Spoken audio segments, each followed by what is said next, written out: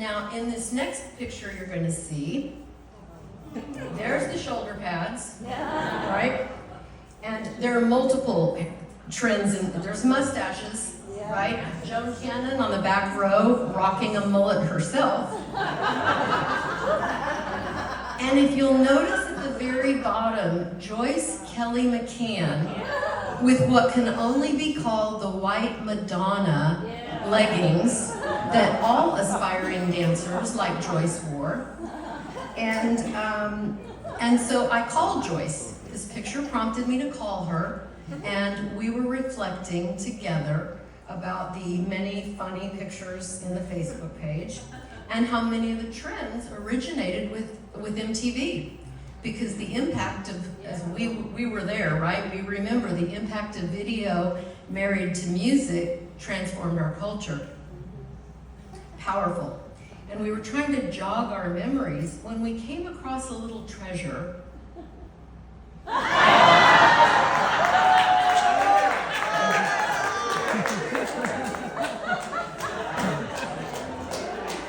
And I said to Joyce, look at Brad's haircut. Which band does that remind you of?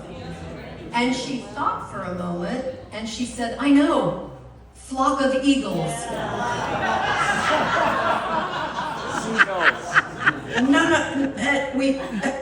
I said, no, not quite. And to both of us burst into laughter, and she resubmitted. Flock of Beagles? No.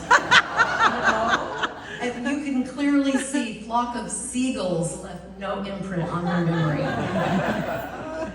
Shifting gears, I've also been thinking of another recent conversation I had with my girlfriend, Lynette.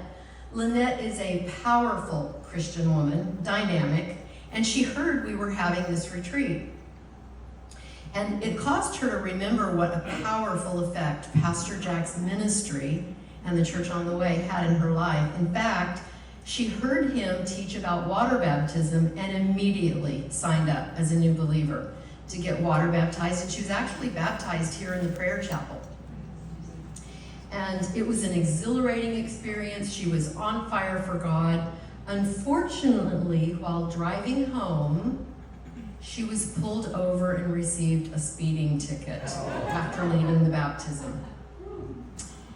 The police officer who pulled her over ended up commenting to her, "You are the happiest woman I have ever ticketed." And she explained, "I've just come from the church down the street where I was baptized." And the officer said, "Which church?" Because there were several large churches on Sherman Way. And she said, "The Church on the Way." And the CHP officer said, "Do you mean Reverend Jack's church?" And it threw her off a little bit because she'd never heard him called Reverend Jack. But very excitedly, she said, "Yes, do you know him?" And the officer said, "Oh, yes." I know him very well.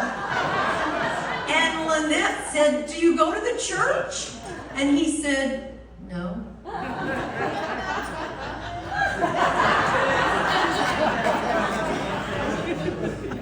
Now, in this next picture, there are a couple of significant things about this photo. There are a couple of large things in this photo. Where is Mark and your glasses?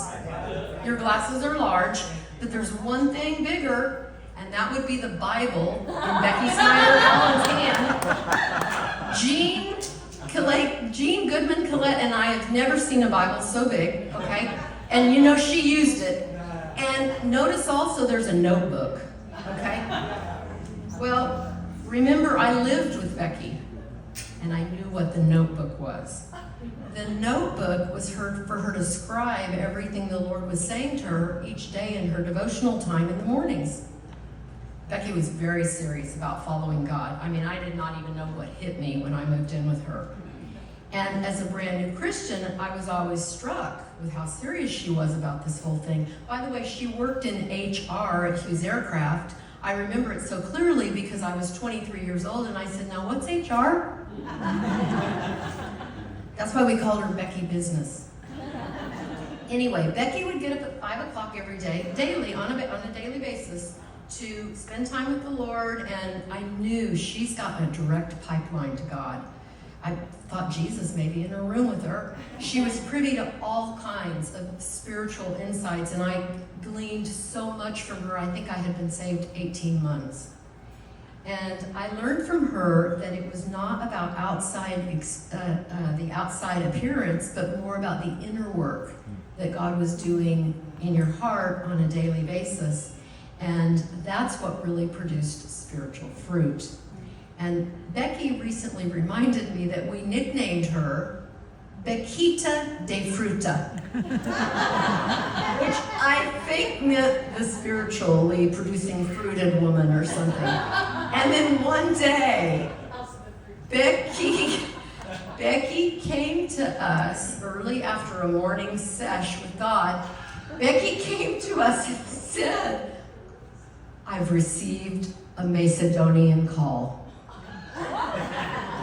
It was landlines, you know, and I knew that phone had not rung. She had a definite pipeline into some kind of a phone call with God, and I wanted to find out what it was. And so I want to invite Becky to join me. Becky Snyder-Allen and Holly Heard-Whaley. They're going to give you some of their own personal reflections. Would you welcome them?